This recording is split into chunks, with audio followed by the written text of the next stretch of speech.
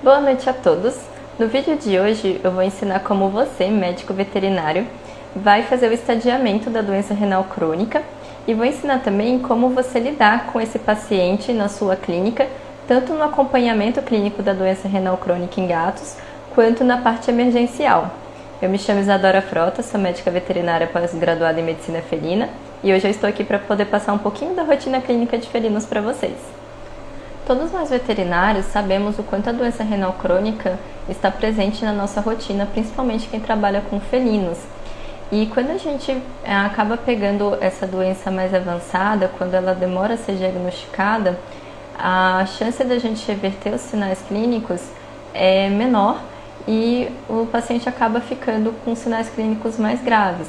Então, se a gente tem o hábito de fazer os check-ups, diagnosticar essa doença de uma forma mais rápida, fazer um tratamento correto, a gente consegue fazer com que o prognóstico desse paciente melhore, que ele tenha uma expectativa de vida melhor e também a gente vai conseguir minimizar os sinais clínicos. Além disso, se a gente entende a doença e sabe como tratar, sabe o que esperar na emergência, a gente consegue corrigir isso de uma forma mais rápida, fazendo com que a gente consiga minimizar os óbitos nessas situações de emergência. Antes de qualquer coisa, é muito importante que durante a consulta você deixe muito claro para o seu tutor que a doença renal crônica ela é uma doença que ela é degenerativa, ou seja, a tendência é que essa doença piore ao longo do tempo. Então, isso é importante para o tutor ter ciência que isso tudo acontece com um progresso. Então, a nossa função como médico veterinário, na verdade, não é tratar essa doença, né? E sim estadiar ela e fazer com que essa progressão ela aconteça de uma forma bem lenta para que esse paciente tenha mais tempo de vida e com melhor qualidade. A doença renal crônica, ela é caracterizada pela perda irreversível da função renal, então da massa renal, né, a parte estrutural. E a gente sabe que com isso a gente acaba tendo também, de uma forma progressiva, a morte dos néfrons, né, que são as estruturas ali responsáveis pela função mesmo desse órgão. E também a espécie felina, ela é uma espécie que ela tende a ter doença renal crônica por conta dela ter menos néfrons. Então, como eu comentei em vídeos anteriores, a gente sabe que enquanto um cão, por exemplo, tem em torno de 650 mil néfrons por rim, os felinos eles já vão ter em torno de 200. Então, o pouco que ele perde aí ao longo da vida já é o suficiente para que ele acabe desenvolvendo essa doença, porque ele já tem pouco, né? Então, o gato ele acaba tendo mais tendência por conta disso. E somado a isso, ele também é uma espécie que ele não costuma beber água de forma satisfatória. Então, como eu também já havia dito, né, a gente sabe que o fato desse paciente não beber água de forma adequada faz com que a gente tenha propensão a alterações no trato urinário também, e uma delas é a doença renal crônica.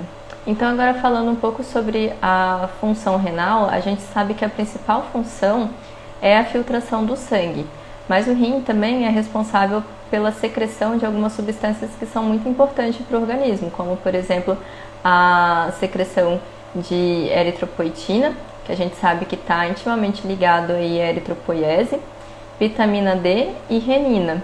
Além disso, o rim ele é responsável por excretar substâncias que em excesso são nocivas aí ao organismo do nosso paciente, como, por exemplo, ureia e creatinina. E é muito importante vocês saberem disso, saberem quais são as principais funções, porque quando a gente tem uma doença renal crônica, quando a gente tem um rim que está doente, a gente sabe que todas essas funções elas vão estar alteradas. Então a gente vai saber exatamente o que procurar de alteração para a gente poder estar corrigindo. E aí, se a gente sabe quais são as tendências, né, de alteração a ter de acordo com o que a gente sabe que é o correto do rim estar fazendo, a gente consegue diagnosticar mais rápido essas alterações e também tratar mais rápido, fazendo com que a gente consiga aí êxito no nosso tratamento. Então, agora falando um pouco sobre o estadiamento da doença renal, hoje ela é estadiada em 4 estágios, né? E a importância da gente fazer esse estadiamento, primeiro, é para a gente ter uma noção do quanto esse órgão está comprometido. Segundo, conseguir passar para o tutor um melhor prognóstico, né? Em relação a como que tá essas alterações e o que a gente pode esperar aí pela frente. E também para a gente conseguir montar um protocolo adequado para cada estágio, porque a gente não vai tratar um gato no estágio 1 da mesma forma que a gente vai tratar, por exemplo, um gato no estágio 3. Então, para isso que existe esse estadiamento, tá? Então, eu vou começar com o primeiro estágio, que é o estágio 1. Normalmente, nesse estágio, esses pacientes, eles são assintomáticos. Função renal, né, quando a gente fizer a dosagem aí de ureia e creatinina, normalmente ela está dentro do limite de referência, mas a gente já pode sim ter alterações visuais e também um discreto aumento no SDMA, que é aquela enzima marcadora, né, que ela consegue detectar já alterações no início, né, então com apenas 25% de perda a gente já pode ter o aumento aí do SDMA. Então no estágio 1 a gente já pode ter esse aumento e esse aumento vai ser discreto. Agora falando no estadiamento 2, a gente pode ou não ter sinais clínicos, mas se esse paciente tiver sinais clínicos, são sinais clínicos que são brandos ainda. A gente já vai ter alterações morfológicas, mas a ureia e creatinina está ali próximo do valor de referência máximo, tá? A gente pode também já iniciar com algumas outras alterações, como por exemplo, aumento aí da relação proteína-creatinina urinária, e o SDMA também já vai estar um pouco aí mais alto. Então, no estágio 1, o SDMA fica em torno aí de 18, enquanto no estágio 2, esse SDMA já pode estar aí entre 18% e 25%. No estágio 3, a gente já vai ter uma azotemia moderada, então a gente encontra aí uma creatinina entre 2,9 e a 5. A gente também já vai ter um aumento maior do SDMA, então vai ficar em torno de 26 a 38. Lembrando que nesse estágio, né, já tem alteração morfológica, a gente já pode aí ter aumento da relação proteína-creatinina urinária, baixa da densidade urinária, e os sinais clínicos acompanham, né, os exames. Então, se esse paciente ele já começa a ter uma azotemia moderada, os nossos sinais clínicos também vão ser moderados. E já no estágio 4, que é o último, a gente já vai ter aí uma creatinina maior que 5, vamos ter também um SDMA acima de 38, a gente já vai ter sinais clínicos severos, e esse paciente, ele é um paciente que já está em fase terminal, né? Então, demanda muito mais atenção e a gente precisa deixar isso muito claro para o tutor, né? Que quando a gente atende um paciente nesse estágio, a gente já tem um prognóstico aí pior. Sobre os sinais clínicos, os mais comuns que eu vejo, pelo menos na minha rotina, é principalmente náusea, perda de peso, pelagem mais opaca, pode ter também êmese, hiporexia, mas também a gente pode esperar outros sinais clínicos, né? Como, por exemplo, mucosas mais pálidas, porque muitas vezes esse paciente aí, ele apresenta uma anemia regenerativa. A gente também pode ver hipertensão, em alguns casos aí mais graves, por conta desse aumento de ureia e creatinina, a gente vai ter algumas lesões em mucosas. Então, a gente pode encontrar úlceras em cavidade oral. Então, assim, são diversos sinais clínicos, né? Mas os mais comuns mesmo são esses, principalmente náusea, êmese, perda de peso progressiva e essa pelagem mais opaca, né? E lembrando sempre que em casos mais graves a gente vai ter aquele hálito urêmico. Então, falando sobre o diagnóstico, em primeiro lugar, para a gente conseguir diagnosticar esse paciente, a gente precisa que esse paciente venha até a gente. Então, é muito importante, desde a primeira consulta com esses tutores, que a gente passe para eles a informação de que o gato, ele é um paciente que ele não demonstra sinal clínico. Então, por isso, a gente precisa de exames periódicos para que a gente consiga está diagnosticando, né, as patologias no início e conseguindo intervir para que a gente tenha êxito no tratamento e tenha um melhor prognóstico. Sobre os exames, a gente já falou, né, o que a gente espera aí de alteração quando a gente tem esse rim doente, então os exames vão ser basicamente para confirmar isso que a gente já sabe. Então a gente precisa de um hemograma para a gente ver se esse paciente já está tendo anemia ou não, porque a gente sabe que o paciente renal, por ele ter essa deficiência de secretar eritropoetina, e a gente sabe que a eritropoetina está intimamente ligada à eritropoiese, ele vai apresentar uma anemia regenerativa. Então esse é o primeiro ponto. A gente precisa também fazer os exames de função renal, então dosar aí ureia e creatinina para a gente ver se esse paciente já é azotêmico e o quanto que está azotêmico. E dosagem de eletrólitos, porque a gente sabe, né, que a gente pode ter aí uma baixa de potássio, um aumento de fósforo. Então é muito importante que a gente faça esse exame completo. A gente precisa também realizar a ultrassom abdominal para a gente ver se esse paciente já tem alteração morfológica. E exames de urina. Então o exame de urina vai nos trazer informação sobre a composição da urina, né, principalmente a densidade dela, e também o exame de relação proteína-creatinina urinária para a gente ver se esse paciente já é proteinúrico. Só lembrando que a espécie felina, ela é uma espécie que ela tem alta capacidade de concentrar urina, então nem sempre a gente vai ver a baixa de densidade urinária por conta disso, porque mesmo que essa urina esteja um pouco diluída, por ele ter essa alta capacidade de concentração, mesmo esse diluído ainda pode estar dentro do valor de referência. Então, a gente precisa ver principalmente a questão da azotemia e proteinúria.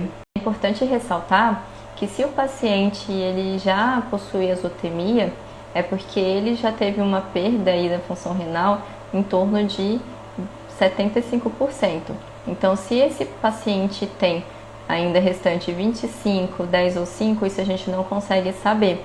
Mas a gente sabe que um paciente renal crônico já com azotemia, ele já teve toda essa perda.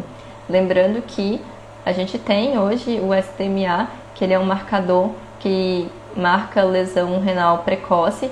Então, se o SDMA já está aumentado, a gente sabe que a gente vai ter perdas aí acima de 25%. Então, se a gente pega um paciente que ele não tem azotemia, mas tem um aumento do SDMA, a gente já sabe que esse paciente ainda está no estágio inicial, né? Então, a gente consegue já intervir nesse paciente para que a gente consiga fazer com que essa alteração renal, né, que a gente, como eu falei, ela é degenerativa, que ela vai acontecer de uma forma mais lenta, né, para que a gente consiga dar aí mais tempo de vida para esse paciente e com uma melhor qualidade de vida também. Então, agora falando sobre o tratamento, antes de tudo, a gente precisa deixar muito claro para o tutor a condição desse paciente e principalmente quando a gente pega aquele paciente que já está em estágio avançado, que chega para a gente com uma desidratação severa, que a gente vê aquele tugor de pele, né, que não volta, o paciente já com uma caquexia importante. A gente precisa deixar muito claro para esse tutor que esse paciente está no estágio avançado, né, que existe sim uma alta possibilidade de óbito desse paciente, porque esse tutor tem que entender que essa situação ela é realmente grave e que muitas vezes a gente vai fazer de tudo e a gente não vai conseguir ter êxito porque é uma alteração que ela é degenerativa. Então, assim, pode ser que esse paciente esteja agudizado? Pode ser, mas também pode ser que esse paciente esteja já entrando em falência.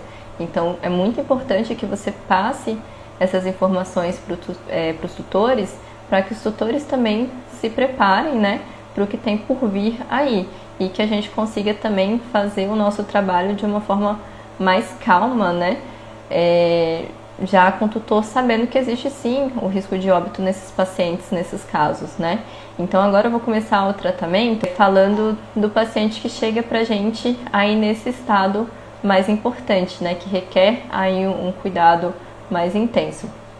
Então quando você atende esse paciente, que que chega com essas queixas principais aí, né, de anorexia ou hiporexia, êmese e às vezes até mesmo diarreia, com esse pelame mais opaco, essa desidratação importante, a gente sabe que a doença renal crônica é uma das principais causas desse tipo de alteração. Então a gente precisa, né, em primeiro lugar, estar corrigindo esses sinais clínicos, e a gente sabe que em casos como esses severos, a gente precisa internar esse paciente. Não adianta ficar fazendo fluido subcutâneo nesse paciente, que não vai resolver, até porque a gente precisa saber exatamente o que está acontecendo, o quanto isso está avançado, para a gente poder passar um prognóstico, né, para o tutor, e a gente saber qual vai ser o tratamento que a gente vai estipular para esse paciente. Então, chegou um paciente nesse estado para você, a primeira coisa é acessar esse paciente o quanto antes, porque a gente sabe que é um paciente que pode entrar em emergência a qualquer momento. Fazer todos os parâmetros cuidadosamente para a gente ver principalmente pressão e temperatura, porque a gente sabe que o paciente renal crônico ele tende a fazer hipertensão, mas se esse paciente já estiver entrando em choque, ele pode estar com hipotensão e hipotermia. Então a gente precisa corrigir isso, lembrando que temperatura e pressão estão intimamente ligados em gatos. Então, se esse paciente estiver com hipotermia, a pressão acompanha. A gente precisa equilibrar a temperatura para conseguir subir essa pressão, né? E aí esse paciente a gente vai estar internando ele, já coletando os exames. Se você, por acaso, trabalha ou tem uma clínica que tem um suporte, né, de laboratório, a gente consegue ter esses resultados muito mais ágeis, né?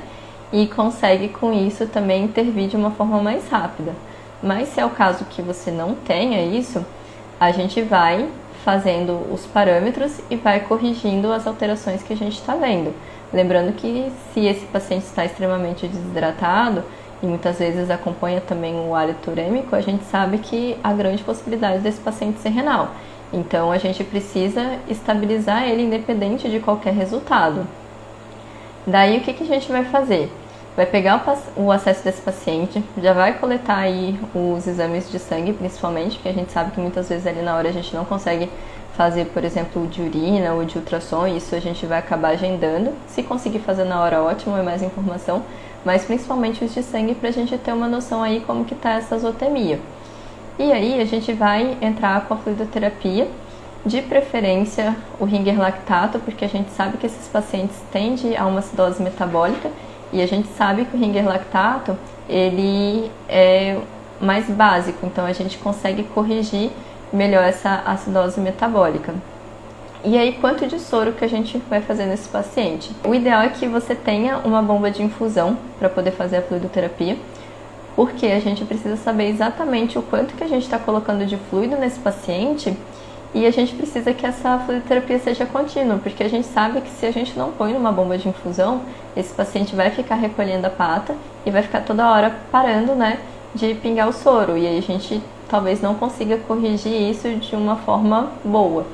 Então a gente vai colocar na bomba de infusão de preferência, e aí o volume a gente vai estar calculando de acordo com o peso, mas em casos muito severos, se por acaso esse paciente não tiver indício de anemia, né, claro, a gente vai poder chegar aí em torno de 15 a 20 ml por gato, tá, por hora, sempre auscultando esse paciente, porque a gente sabe que os gatos eles podem, né, fazer edema pulmonar por conta de excesso de fluido.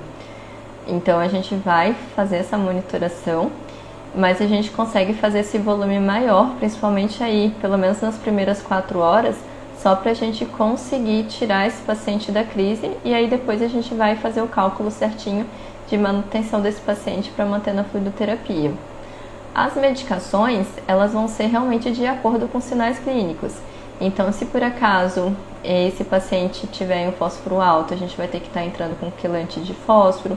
Se esse paciente estiver nauseado, que é o mais comum, a gente já entra com antieméticos, lembrando que o de primeira escolha é o citrato de maroptan, que ele é o mais eficiente, mas tem alguns casos que esse paciente está tão nauseado que a gente precisa também fazer associação. Então você pode estar associando aí ele com uma ondansetrona ou com uma metoclopramida mas os de escolha mesmo, assim, é Maroptan, Onda e a metoclopramida, tá? Mas muitas vezes, se você fizer só o Maroptan ou associar com a ondansetrona, já é o suficiente pra gente fazer um controle aí de náusea ou vômito mesmo desse paciente. Se por acaso ele apresenta úlceras, né, na cavidade oral, você precisa estar tratando essas úlceras também. E a gente sabe que esse paciente, muitas vezes, ele não consegue se alimentar e às vezes já vem de dias sem se alimentar em casa. E a gente sabe que gato não pode ficar sem comer muito tempo, porque senão, além do problema renal, a gente vai ter aí já um início de lipidose hepática. Então, isso é muito importante também você passar para o tutor. Por quê? Às vezes a gente vai precisar estar passando uma sonda esofágica nesse paciente.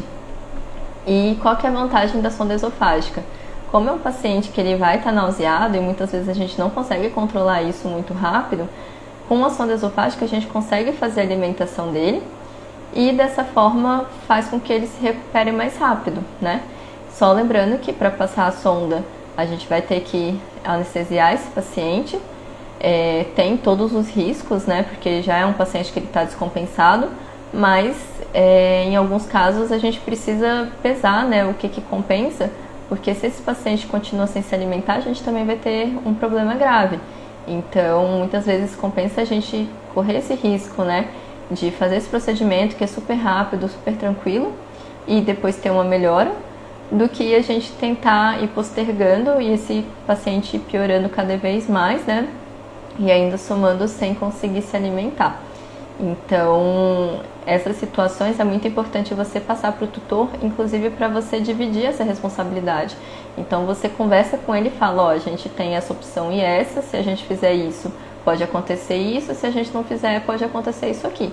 Para que vocês consigam, né, passar tudo o que está acontecendo com o paciente e realmente dividir essa responsabilidade com o tutor.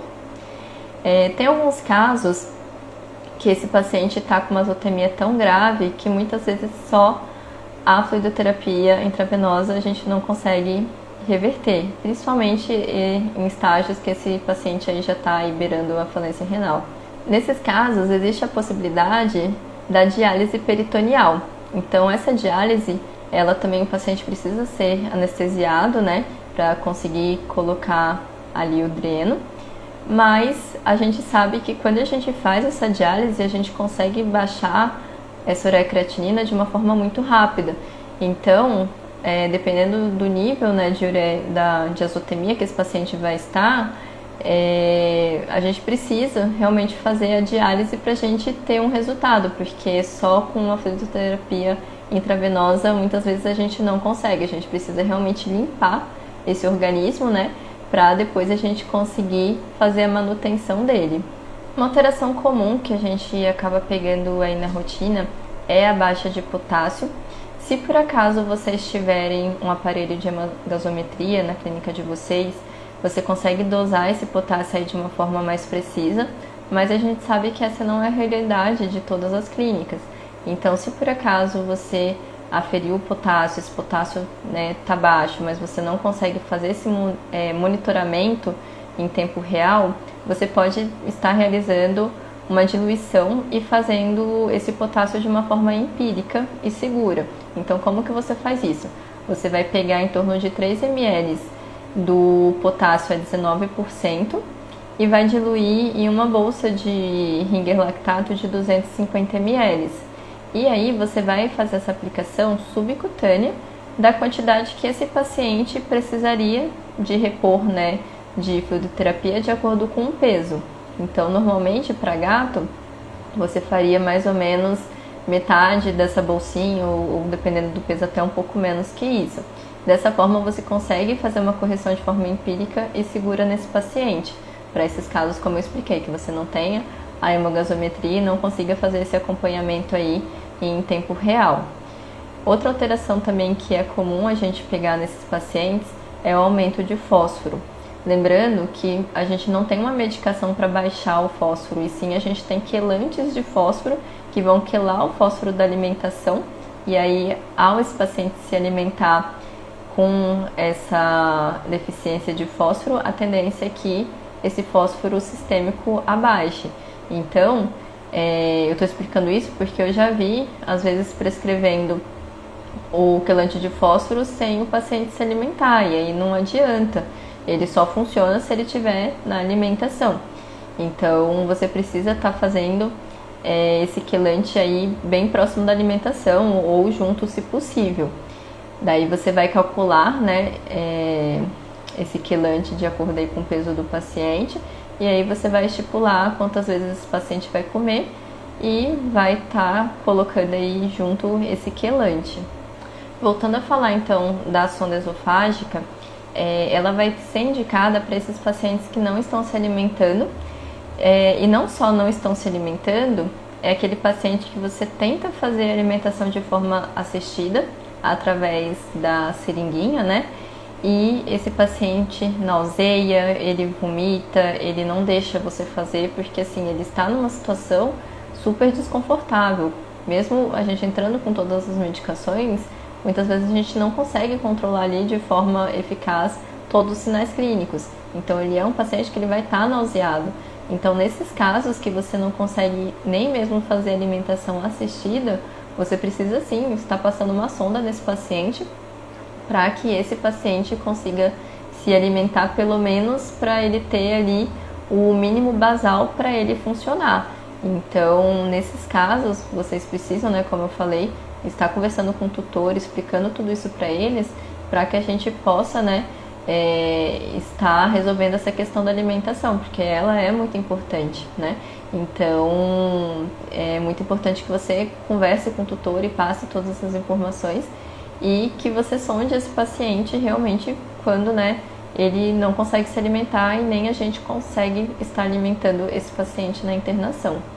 Em casos de hipertensão, o mais indicado para essa espécie é o anodipino, na dose de 0,625 mg por gato.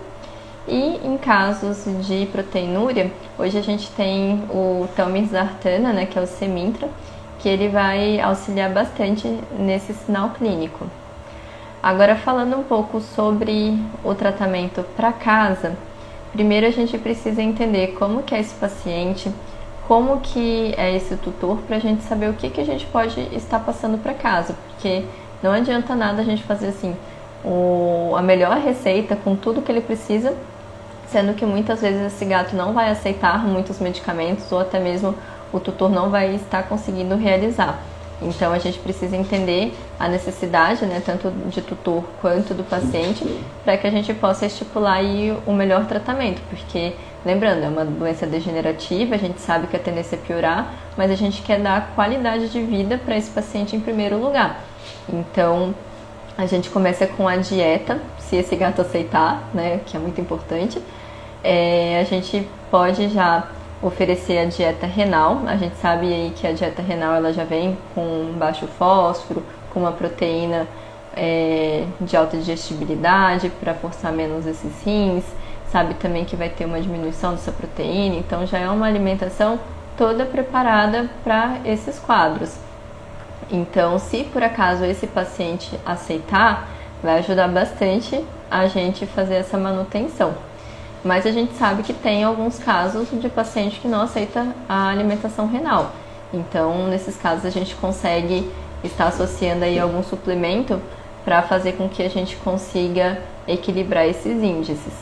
Eu costumo usar muito na minha rotina tanto o Renacat quanto o Renadvanced Cat. Então, a diferença é que o Renacat ele vai fazer justamente o que, por exemplo, uma ração renal faria, né? Então, equilibrar a questão de fósforo, de potássio, algumas vitaminas. E o Renadvanced, ele já vai ter uma função de ajudar a diminuir a azotemia. Então, o Renadvanced é realmente quando você já tem um paciente azotêmico. Se por acaso esse paciente está relativamente equilibrado, dá para você entrar só com Renacat mesmo. Eu gosto também de sempre prescrever fluidoterapia subcutânea para esses pacientes, porque a gente sabe que o gato ele já é um paciente que ele não bebe água de forma adequada, e a gente sabe também que os pacientes renais ele tende a ter poliúria e com isso eles tendem à desidratação. E a gente sabe que um paciente renal desidratado, ele pode agudizar a doença e entrar em emergência. Então, eu sempre passo a fisioterapia, lógico, respeitando o estadiamento, né? E avaliando cada indivíduo de forma única. Então, eu vou ver a necessidade daquele paciente. Então, tem pacientes que precisam fazer uma vez por semana, tem pacientes que a gente consegue aumentar essa distância, tem pacientes que vão precisar de uma forma mais intensa. Então, isso tudo a gente vai, né, avaliar aí de acordo com a clínica desse paciente e com o estadiamento dele. E aí, as demais medicações vão ser realmente de acordo com o sinal clínico. Então, se é um paciente que volta e meia tem náusea, pode ter vômito, a gente entra, né, com os antieméticos. Se por acaso é um paciente que tende a hipertensão, a gente entra com o amlodipino. Então, tudo vai variar realmente com a clínica. Mas esse paciente, é muito importante que você explique para o tutor que ele precisa passar em acompanhamento, né, de uma forma mais intensa. Então, se por acaso era um gato que o tutor levava aí uma vez por ano no veterinário, ou às vezes nem isso, a gente sabe que se é um paciente renal, ele vai ter que vir com mais frequência. E essa frequência a gente que vai estabelecer de acordo com a necessidade. Então, se é um estádio, por exemplo, 1 ou 2, a gente consegue espaçar mais essas visitas, mas esse paciente já em estádio 3 ou 4, a gente precisa estar sempre monitorando, principalmente porque a gente sabe que tem essas alterações, principalmente de pressão, né, de proteinúria, e que esse paciente pode agudizar a qualquer momento. Então, é muito importante que a gente faça esse acompanhamento e esteja sempre monitorando para que a gente consiga aí intervir de uma forma mais rápida, né, e dessa forma ter um êxito melhor no tratamento e também acabar prolongando aí o tempinho de vida do nosso paciente.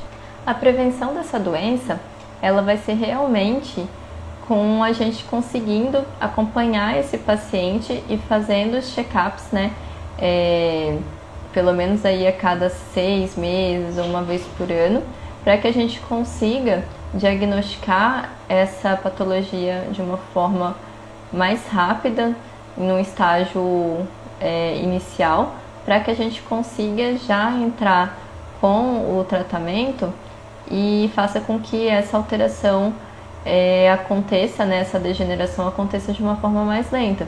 Porque como a gente está falando aqui de uma doença que ela é degenerativa, a gente sabe que ela não tem um tratamento, né, específico, a gente não consegue resolver o problema, mas a gente consegue fazer com que esse paciente diminua os sinais clínicos ou até mesmo a gente consiga tirar esses sinais clínicos desse paciente e fazer com que essa degeneração aconteça de uma forma bem lenta para que esse paciente tenha aí alguns anos de vida e principalmente com qualidade, né, que é o mais importante. Mas também a gente sabe, como eu falei, né, várias vezes, que esse paciente ele tende a não ingerir água de forma adequada. E a gente também sabe que se esse paciente não bebe água de forma adequada, a gente acaba tendo problemas na parte urinária. Então, se a gente instrui bem esses tutores para que a gente consiga inserir alimentos úmidos ou até mesmo fazendo estratégias para que esse paciente ingira mais água, a gente sabe que isso acaba, de certa forma, ajudando a prevenir essa doença, porque a gente vai ter um sistema urinário mais saudável.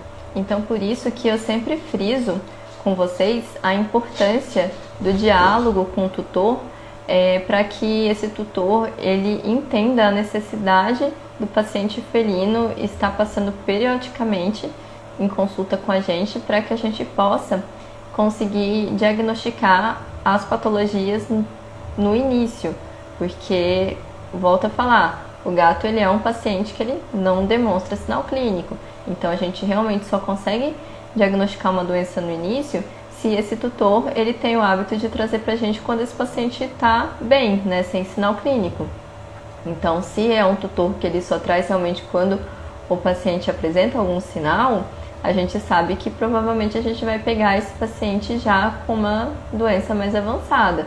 Então, em toda consulta que a gente fizer com esses tutores, a gente precisa sempre estar passando a importância dessas consultas, né, periódicas, e principalmente mostrando para ele como é benéfico a gente tratar no início, porque a gente vai ter uma melhora mais rápida dos sinais clínicos.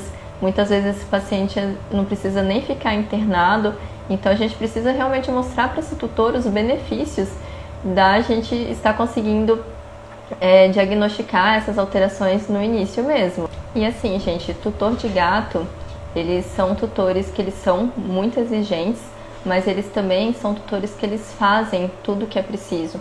A gente só precisa mostrar isso para eles.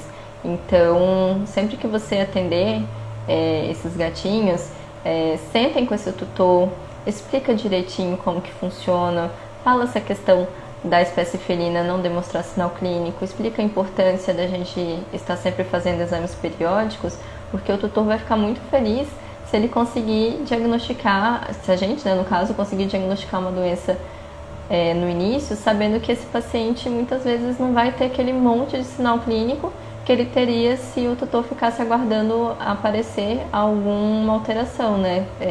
Notar alguma alteração em casa. Então, para o tutor é muito gratificante isso, e para a gente também, porque a gente sabe que a gente consegue controlar muito mais fácil alterações iniciais do que estágios avançados. Então, gente, sempre sente com todos os tutores, principalmente quando o gatinho tá bem, né? Porque quando ele tá bem é realmente mais difícil da gente conseguir estar fazendo essa periodicidade, porque o tutor acha que tá tudo ok. Então, explica para eles tudo direitinho, que a gente realmente consegue fazer com que esses tutores venham pra gente de uma forma periódica. Então, você vai escolher aí de acordo com a idade desse paciente, e com isso a gente antecipa essas alterações, e aí todo mundo sai ganhando, né? O tutor sai ganhando porque o gatinho dele vai ficar bem mais rápido, não vai nem chegar a ter sinal clínico, e o nosso paciente também sai ganhando porque ele não vai passar por todas essas etapas, e a gente também ganha, porque a gente sabe, né, que a gente vai ter muito mais êxito tratando no início, então a gente vai conseguir realmente entregar um bom resultado aí ao nosso tutor e ao nosso paciente. Esse foi o vídeo de hoje. Eu espero que vocês tenham gostado e que eu possa ter tirado algumas dúvidas. Se por acaso vocês tiverem algum questionamento, pode estar entrando em contato comigo através do Instagram, que eu vou adorar ajudar vocês, principalmente nessa rotina clínica de felinos, né? E se por acaso você gostou desse conteúdo, compartilhe com outros colegas veterinários que você acredita que vai gostar também de ter essas informações, e me siga aqui no canal.